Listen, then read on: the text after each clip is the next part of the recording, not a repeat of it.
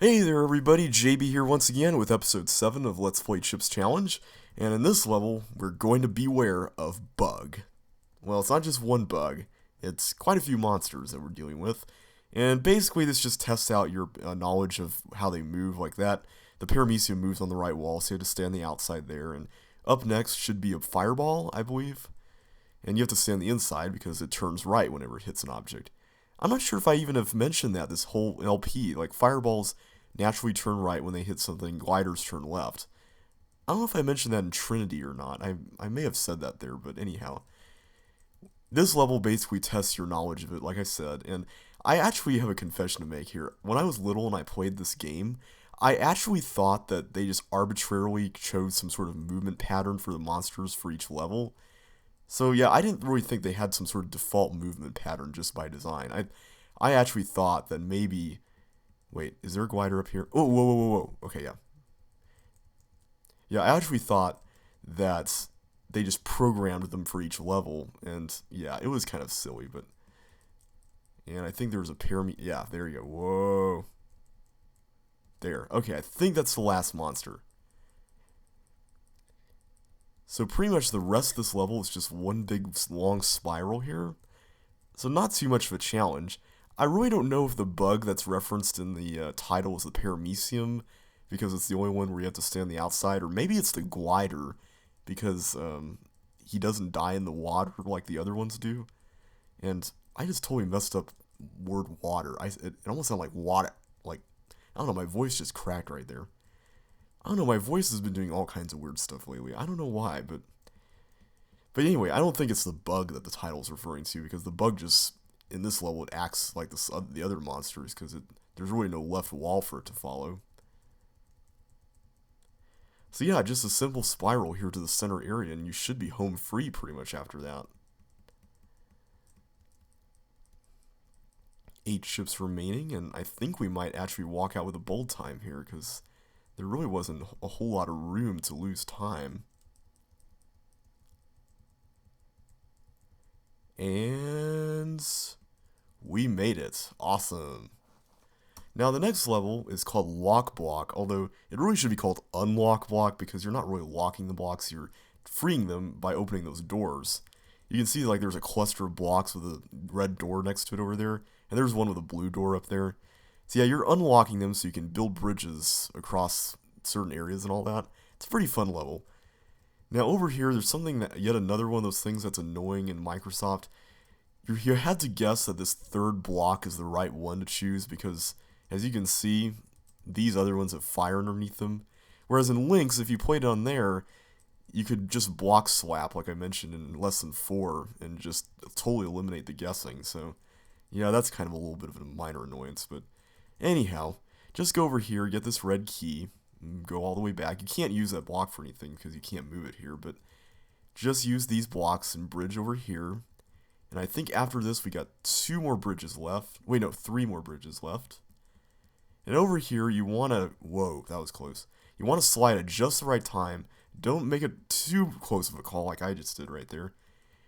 But yeah, I think you have to wait like, you have to account for like 1.5 moves to get there because of the force floors. So yeah, so just wait for that. And here we get 1 additional key for the next room, so hooray for that. And we should be well on our way to finishing. So yeah, not too many challenges here. This is just a little bit of grunt work. Just learning how to push blocks around and not lose any of them. So there you are, lock block completed. This level is kind of a homogeneous level. It basically involves just going around, and let me open this up first, you'll see why. It basically just involves going around and collecting chips behind these tanks. And you have to switch the tank buttons in the middle of all this to get the other chips. So yeah, you can get half the chips using one configuration and the other half using the other one, and so forth. And the reason why I did this room first is so that we can go into this other room and completely take care of it. That was not a good risk to take there. See, I'm going to take care of this room, then switch the tank button, take care of the other half of this room, and then go toward the other room and take care of it again.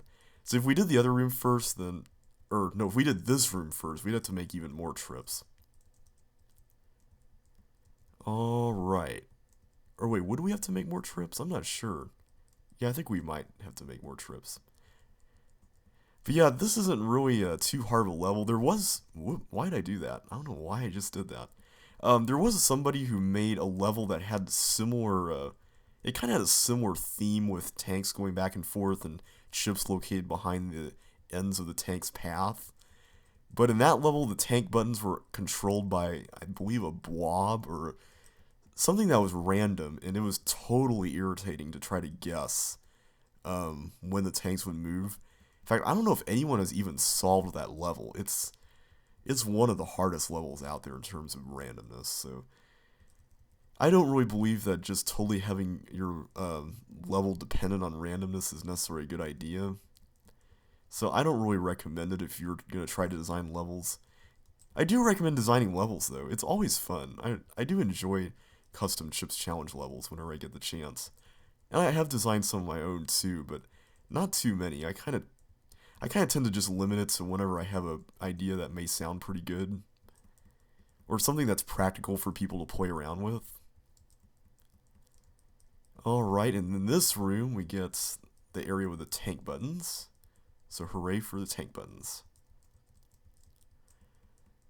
Whoa, whoa, okay, that was close. I really shouldn't be taking all these risks. This is really crazy. Okay, 8 remaining. This is going well. Good, good, good. So we'll just finish up this room and then go to that other room and then just get out of this whole level. Because, yeah, this level is really repetitive. I mean, it's a nice, relaxing level if you're... if it came after, like, something really hard, then maybe I would appreciate it a little bit more. But there's really nothing much here to write home about.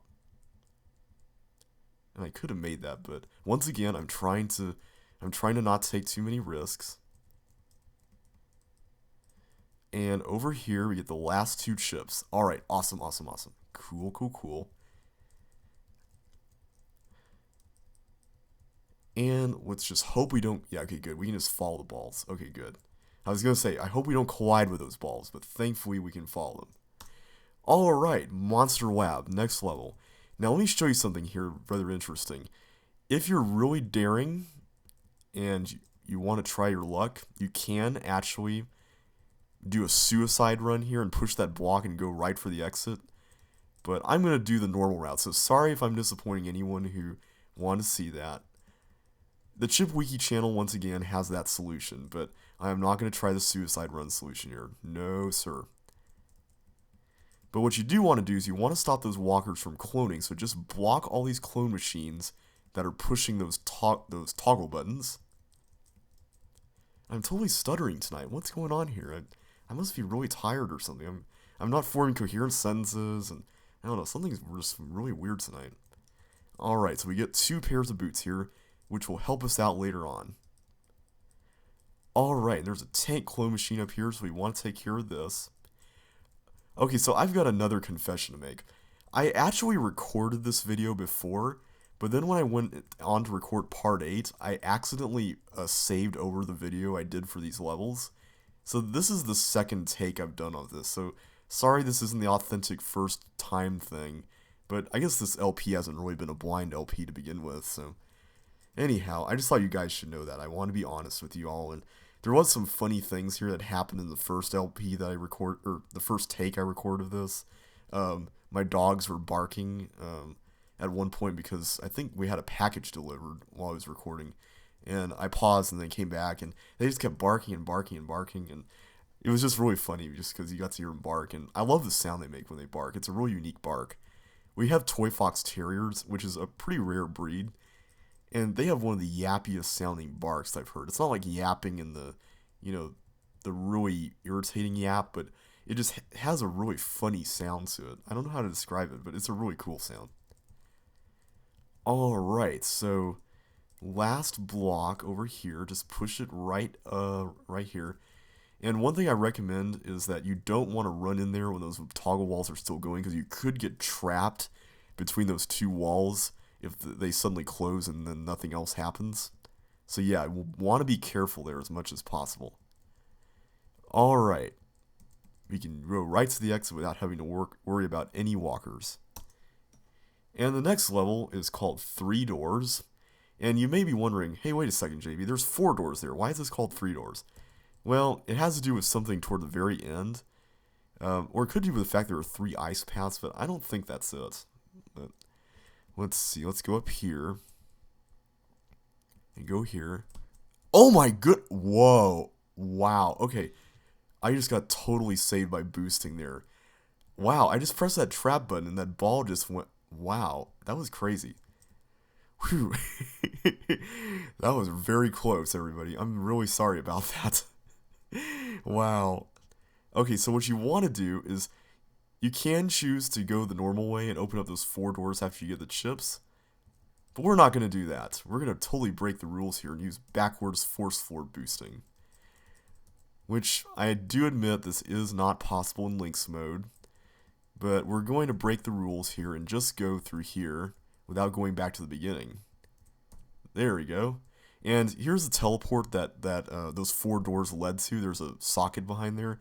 And of course we can't go back because the socket's still there. And we didn't get all the chips. So when you do come here, if you came here without going through the way I just did, you'd have to choose between these 3 paths. And of course this one's the right one.